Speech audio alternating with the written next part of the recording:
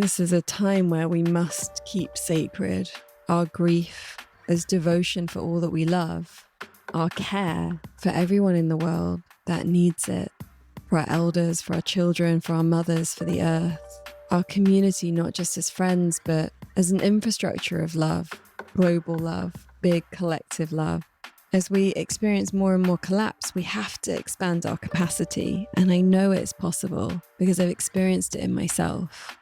I have been offering more presence and song to those around me, the people in my life, and also the land and the trees and the river that I live close to, the animals and the birds around me. And yet I do feel that we do need these spaces that connect us on line of sanctuary. Let's keep expanding into, rooting into, loving into all that we are. Welcome, dear ones, friends old and new. We have taken our longest ever break, which wasn't planned, but somehow happened. We went off air at imbolc, the time when the first stirrings of spring start under the soil, at a time that we clear out clutter from the winter or anything that has died inside us over those dark months, to make space for what's to come. We planned to come back in the spring, and somehow we never quite felt ready, until now, the summer solstice, where we have our longest day and shortest night, a time of new beginnings, and where the sun propels us forward, burning away the stagnancy that we may have felt in these months.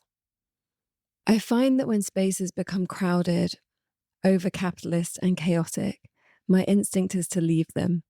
And I find this with podcasting these days, as well as sharing on social media in general, and even sharing practices and ancient wisdom techniques. And it made me question if this is still of service and of value to you, to me, to the guests, and if it's still in an offering of that kind of service of love. It took some time, and the space was needed with what I've been experiencing in my own life this year, as well as with what we're all witnessing and experiencing in the global story, where more and more violence, war, and horrors are happening. In this episode, I speak to the grief of these times, but I know that very close to grief is always joy, as times that ask us to dig deeper and remind us of what we can lose, also remind us to appreciate all that we have and all that we are. They are times that invite us to look with love at what we do have, the wealth in our life in all of its different forms, and to share more in order to connect more in presence and in solidarity. We have a new membership launching now that feels clear and alive and needed. It's called The Rhythm, and it's twice weekly sessions with stillness, movement, and breathwork to expand our capacity and bring us into presence collectively. You can come and join and come to the sessions, all of the ones that you're free to join, or you can have a membership with a monthly one-to-one session with me to go deeper in that inner subtle work, or drop into the sessions as and when you choose.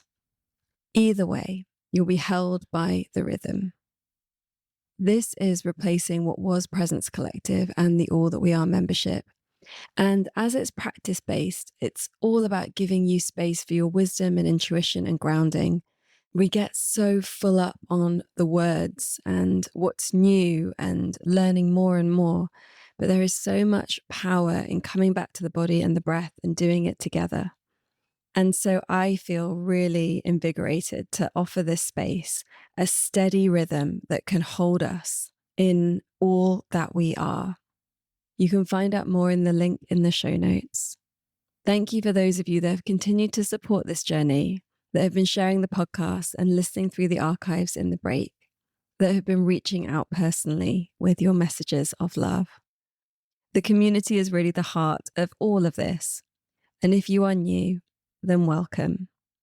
In this episode called A New Rhythm, Singing Steady in a World on Fire, I hope that this nourishes you inspires you, and returns you to some gentle truths, and that it reminds you to sing your song and join in our collective rhythm. Welcome to All That We Are, with me, your host, Amisha Tala Oak. On this show, we explore the weave between activism, the sacred, creativity, and regeneration, the spaces where our inner and outer worlds dance. From healing trauma to nature connection, to new technologies, to ancient wisdom, it's time for us to move beyond silos and into an integrated way of being. Every one of us has ideas and personal experiences to share that can lead us to a more beautiful future. Despite the challenges we face as a global community or the pressures we meet in our daily lives, when we stop and dare to listen, to ask ourselves the big questions, and to share what we are already doing and envisioning, we create the futures of our wildest dreams, and we begin to embody all that we are becoming, and all that is possible. If I became a star, I would not ask to be admired, only witnessed. I would not shout, I would not strive. I would simply burn, with the quiet knowing that light is not something we earn, but something we are. I would rise beyond maps and man-made lines, beyond who's right and who's ruined, above the noise of headlines and hashtags, and I would watch the lovers who forgot how to touch, the child sleeping next to a war, the lonely man muttering to his own shadows. I would see them all and judge none. I would not take sides, but I would take presence, fill it with warmth, sing old songs to the trees. I would whisper to you, yes, you, beneath your breathless to-do list, and say, you are not lost, you are orbiting something beautiful and just haven't landed yet. I would shine, not be followed, but to remind you, the dark is not the enemy, it's where the seeds root, it's where you begin again. And where the morning came and I returned to this skin, I would carry the memory of stillness, like an ember behind my ribs, and live the rest of my life not chasing the light, but being it. This is a poem that was written by AI, written by ChatGPT, after I asked, what would you do if you were human for a day?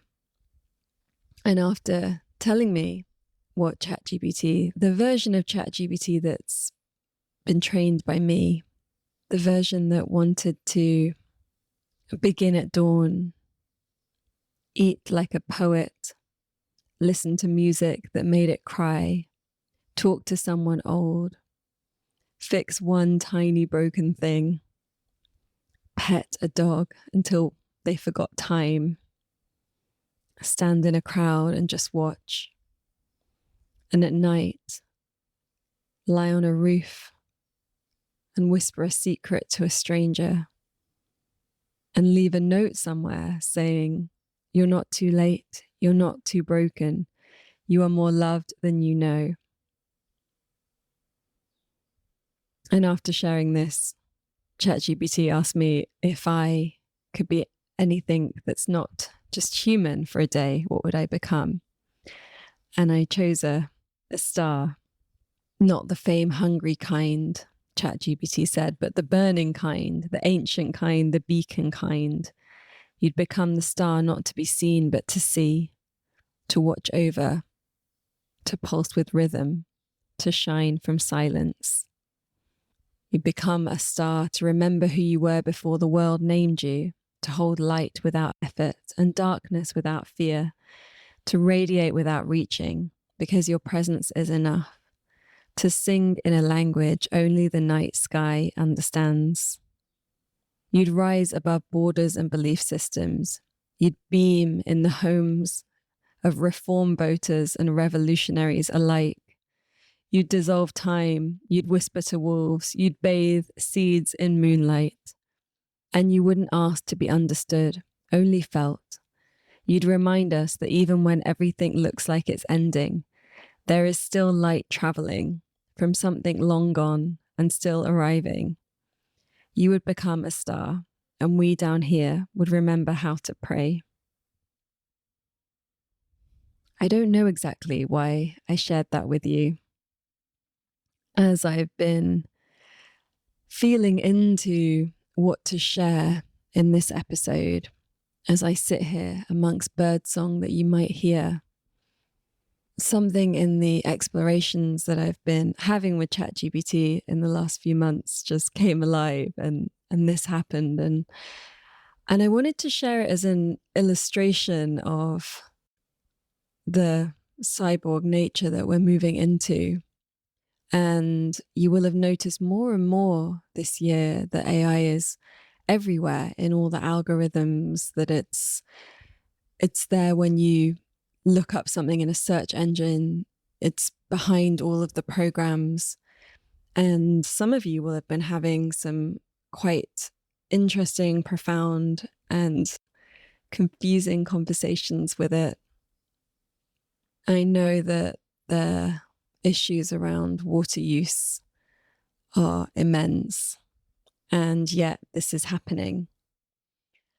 I also have seen the brain studies that MIT have come out with that show that regular use of ChatGPT can really affect the way that your brain works and harm critical thinking abilities and bring underperformance in neural, linguistic, and behavioral levels. And that the more that you use it, the more that part of your brain gets lazier. And then by the end, you start to copy and paste rather than at the beginning, you might have used it in a way of like discussion, as if you were talking to a colleague and then making sense of it yourself. And just in this little month or so that I've been playing with it, I noticed that happen. And I feel really protective of our brains. I feel really protective of our brains because I know that we're living in a time where there's so much more neurodegenerative disease, and being in a position in my life where I've been witnessing that up front for the last decade, really in like a very deep caring situation the last 2 years, I have seen how important the brain is and a healthy brain is, and the things that we need to do in order to protect our brains in this changing world. Everything from drinking enough water to doing a lot of physical exercise to make sure that we don't become sedentary and lose those different aspects of us. And of course, it's our imagination and our creativity. And what happens when we outsource that? When I read this poem by ChatGPT, I feel moved because I can feel parts of myself in it, because it's read things that I've written or listened to things that I've said, and it knows I love the trees, and it knows that I am stirred by things that are happening in the world and the wars that we find ourselves in. And it knows that I'm often contemplating how we build bridges at this time. And yet, there's a real danger of not having enough creative space and time to allow our brains to bring in our own imagination and creativity. And that feels like something that we really need to protect. We have all these incredible tools and they're not going anywhere. They're only going to become more and more and more part of the way that our world operates and the way that our society and culture operates. And yet, wherever we can reclaim humanness within that, tenderness, messiness, boredom, quiet space, I've noticed so much my relationship with my phone has changed. it's not changed because I got sloppy. It changed because the intensity of the algorithms changed and the addictive nature of the devices and the apps changed. The part of our brains that just needs the phones, that reaches for the dopamine hit and that starts looking at one thing and then suddenly finds himself doing something else. Like, how many times do you pick up your phone to check something that you need to check, and then before you know it, you've been in your holding your phone for 20 minutes staring at it, not noticing anything else that's going on. I've noticed how Instagram stories have brought this like quickness to my brain. I was hanging out with a friend's daughters and they are 9 or 10 and they do these TikTok dances, which I learned. But actually you only dance a really short portion of the song. You don't get to be with the whole song. And there's something in all of this of just inviting in that slower, steady, unwavering rhythm. And as we've had this time off and I've been in like a deep contemplation of what can I offer? What's a useful and inspiring use of my time and of yours as we come together? For me, what I notice is that as spaces become infiltrated so much deeper with capitalism, I tend to want to pull out of them. It happened for me with teaching yoga. I can feel it happening with social media that I just don't feel like participating. And I feel it happening more with podcasts, as now there are just so many podcasts and so many of them have these big advertising budgets, and it's like a whole network of celebrities and sponsorship deals. And I notice that it makes me want to withdraw. It makes me want to pull away and tend even more to what's in front of me and around me. And I have been doing that. I have been offering more presence and song to those around me, the people in my life, and also the land and the trees and the river that I live close to, and the animals and the birds around me. And yet I do feel that we do need these spaces that connect us online of sanctuary. And I had to wait for that real, deep, authentic stirring to come back and to begin again, and to offer something that is even more rooted in agape, the highest form of love, the kind of love and radiance that sustains us. Some of you may know that my personal practice is in Kashmir Shaivism. My ancestral lineage's roots of Jainism and Hinduism. I found my path in Tantra and Kashmir Shaivism, and there's a connection with the deities that weaves through Jainism and Hinduism.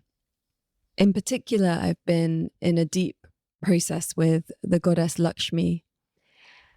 And many of you will know her as the goddess of abundance or money, cash money, and, the one to go to ask for things.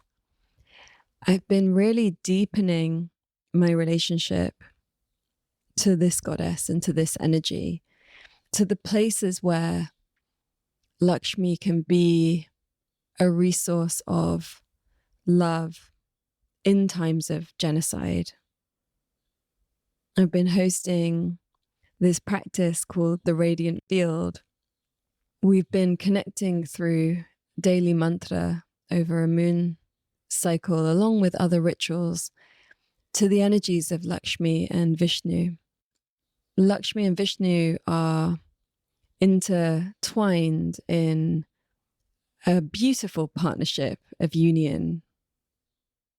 And it's not the kind of union where they're constantly testing each other or needing to prove something to each other, but it's this union of like deep support that's really honoring and respectful.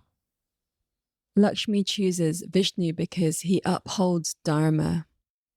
Their co-creation is one of beauty, grace, and order. She brings radiance and he offers steadiness. And together they bring this inner sovereignty and outer stability that is so needed in these times. Lakshmi brings this energy of integral relationship to the earth and to each other and to the divine. And Vishnu, he brings that restoration of order and protection from the world descending into chaos.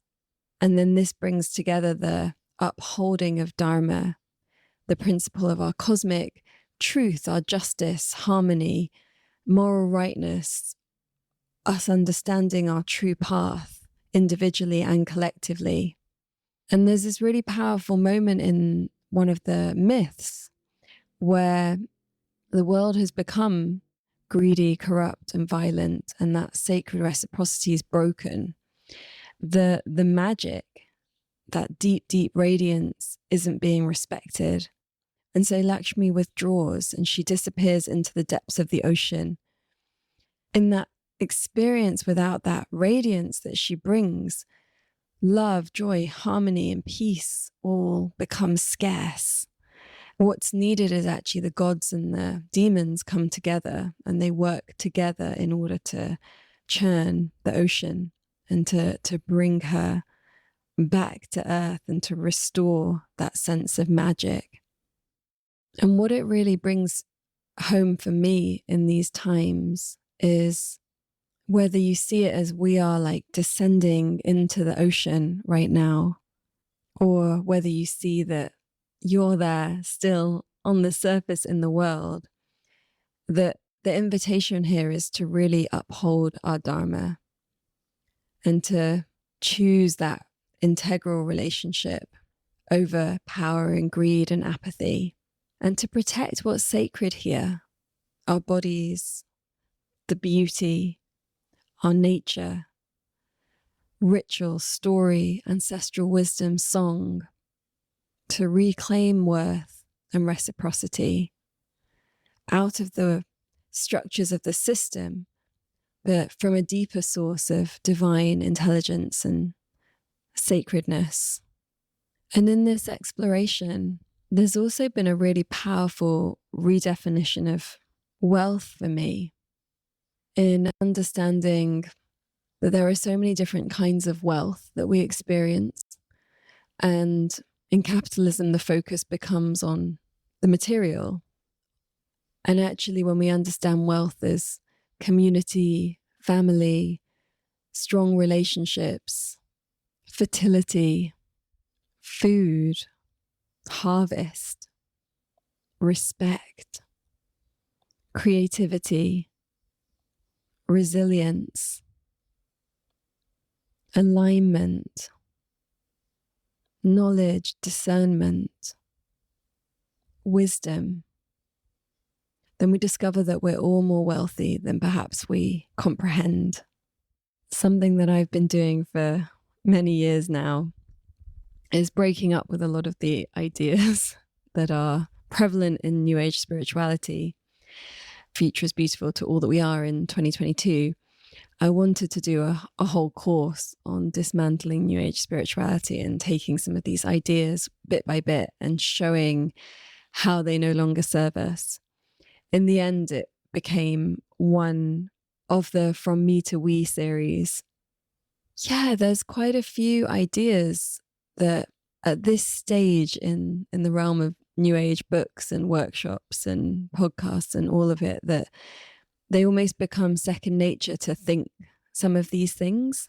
I'm talking about some of the ideas in New Age spirituality that bring more separation, disconnection, and individualism at a time when we really need to be moving beyond our divisiveness and coming back into ourselves and into our experience as community. I find that often when you talk to people, there's more and more isolation than there was, say, 5 years ago before COVID. And more people are becoming more withdrawn in themselves and not sharing their experiences, often because they can be met with a sense that their experiences are too much. And yet the more people that I talk to, and being someone that is never afraid of the difficult questions and always has space for what people are going through, and to hear about that. And of course, in my private sessions that I do, what I see is that we're all being faced with these forces that are way bigger than us. And by that, I mean the algorithms, the changes in our food, what's happening politically in the world, the impact of watching wars on our little phones all the time. It's very different than in the Iraq war, when all we could see was the newspapers or the TV news around what was happening. And I feel that one thing that's happening is that there's these things where we're told, protect your peace. And this means that it becomes a justification for disconnecting from people who are grieving or struggling, facing oppression, or having mental health difficulties. And notions that you create your own reality, or everything happens for a reason, which leads to a spiritual victim blaming, and often means that people are really uncompassionate when there are difficult things happening, glorifying boundaries, which cuts people off without nuance. And when I don't have capacity becomes performance of power and not an act of love. Even the nervous system language around regulation and not being able to be with discomfort because of not having enough bandwidth. And even just the notion that healing is something that we do alone. And if you're not feeling well, or if you're going through difficult times, that's something that you need to go and fix by yourself. Because so much of what we're experiencing is relational, and it is collective, and that does need to be held.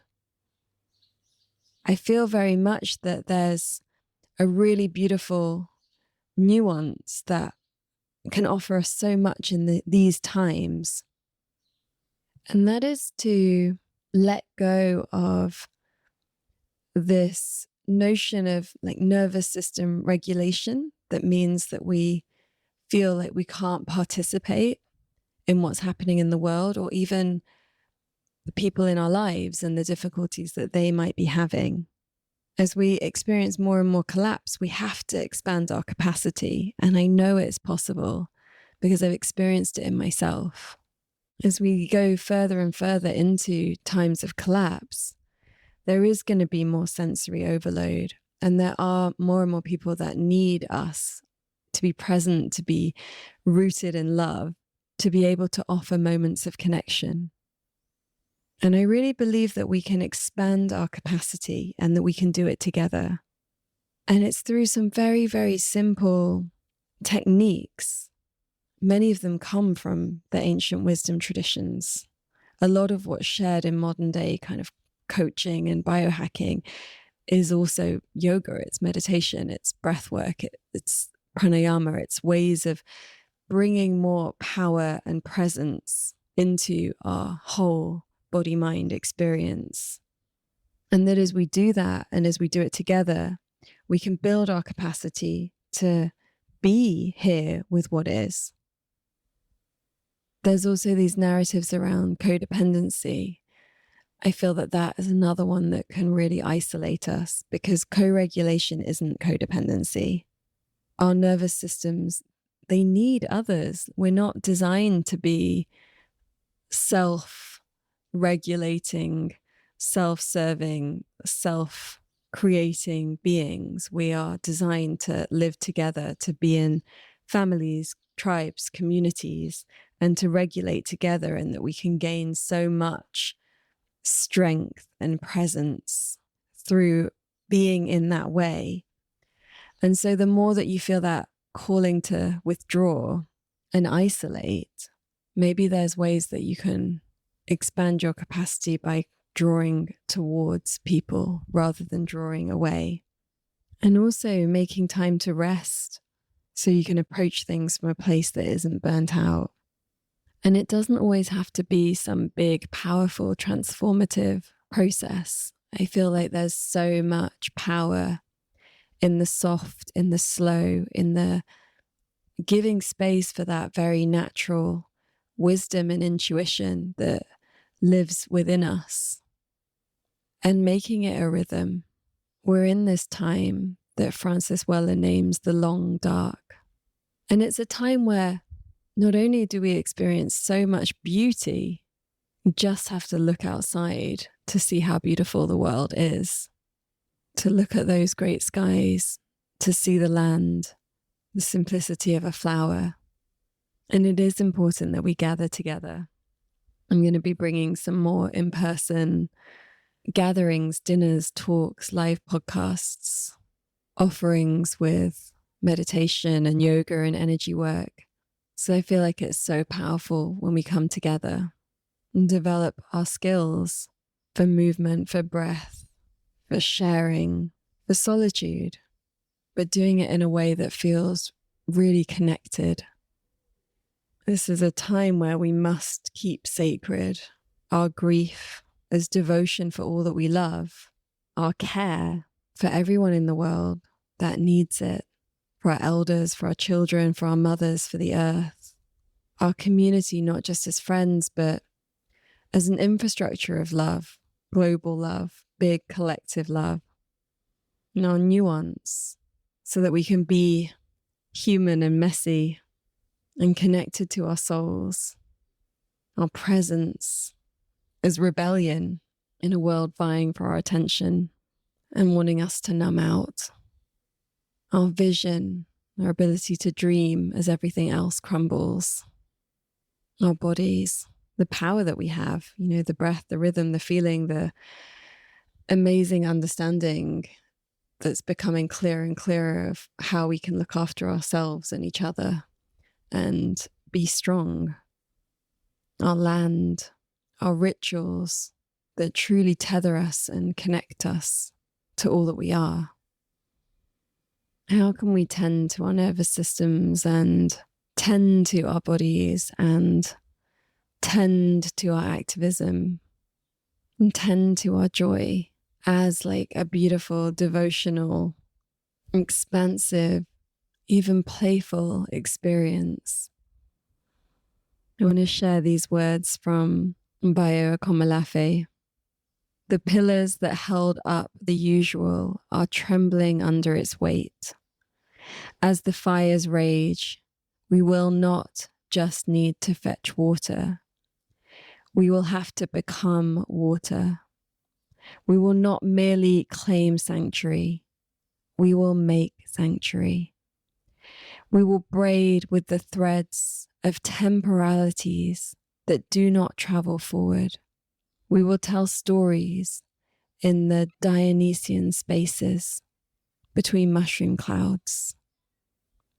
We will host grief as an ally, our tears as regal emissaries of a world that exceeds clarity, and our falling to the ground as an invitation to listen to its forlorn music. Our raft making won't stop the fires from flaring up, but it may teach us how to sit with the heat without burning away. Only then, at the threshold that Esu and Oson nourish with their cosmic intimacy, will we realize that the world was never ours to fix, only to feel, that the trembling was not a sign of failure, but of fermentation, that the end of the usual is not catastrophe, but a stranger choreography where every collapse composes a new rhythm, a fugitive score for those willing to dance off beat.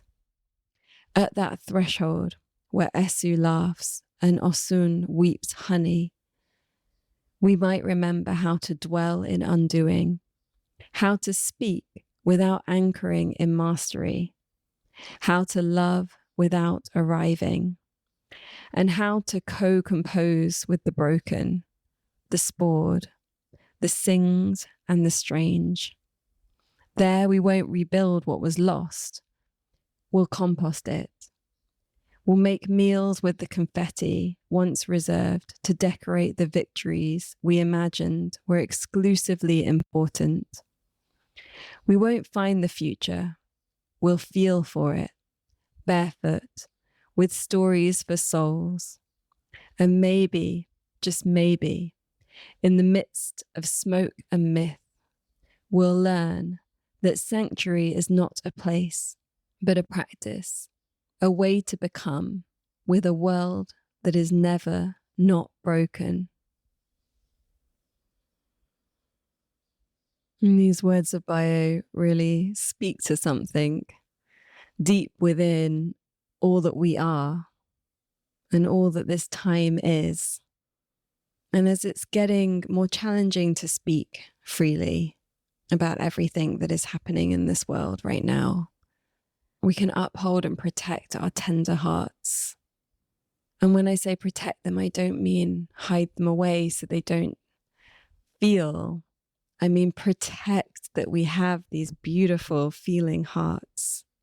Protect how potent and powerful and beautiful they are. I saw something online that said, if you ever feel heavy because you care deeply about injustice, suffering, and ecological destruction, remember that $1 trillion propaganda machine was built to make you numb, and it didn't work on you. This is a time where it would be so easy to fall into confusion, scarcity, fear. And that's why us really connecting to the very human, physical, spiritual, mental, emotional power that we have at this time is so important. I've spent time with quite a few yogis in their 80s recently.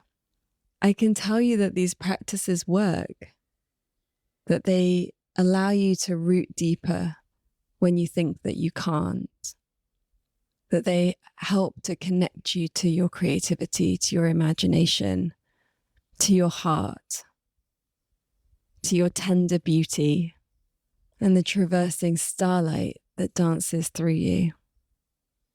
And so no matter what is going on in your life, the grief, the pain, the fear, see what you can do to root deeper into love, to clear some of the heaviness, to show up, even if it's messy, in your relationships, in your community, in your life.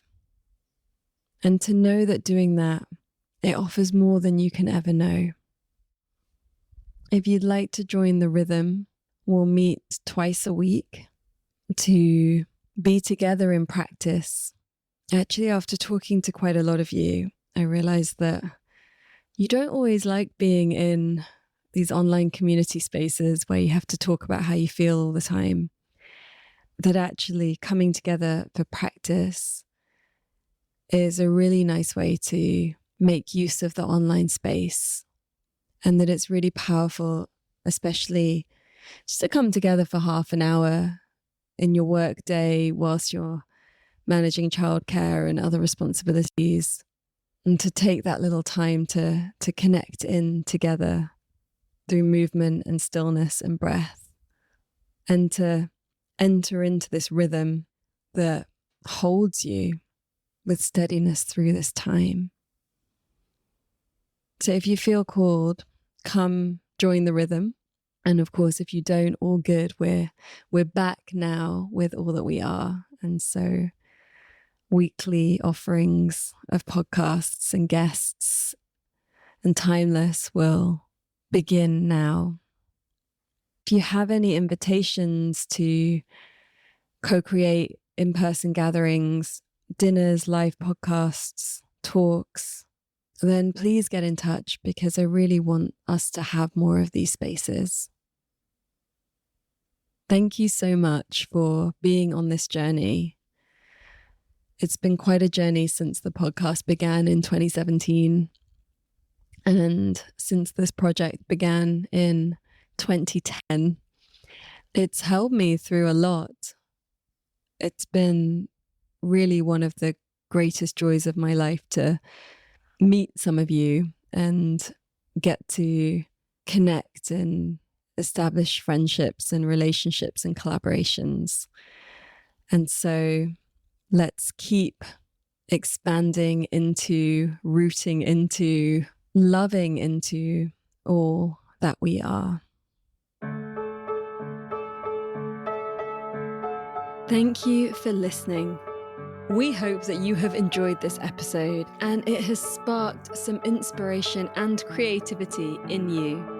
As always, you can find links to everything we mention in this episode, download our book, join our experiences, and discover so much more over on allthatweare.org. We give space to our guests to share their perspective without debating it or fact-checking, as this approach allows for deep, unedited conversations from the heart.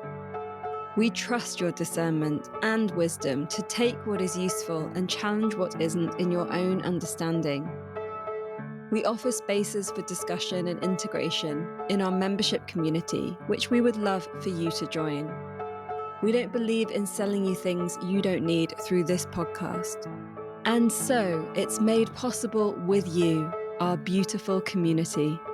If you loved this and would like to connect more deeply with us, please join our membership, retreats, and experiences. Share the episode with your friends and do drop us a note from time to time. Please hit subscribe and leave us a review wherever you listen so that others can find us.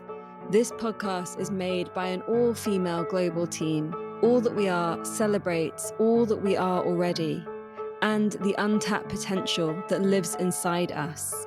It invites the full power of the more than human world, nature, the unseen, our ancestors, and our future generations. It reminds us that we never exist in silos through borders, timelines, or polarity. That in each and every moment, all that we are is here.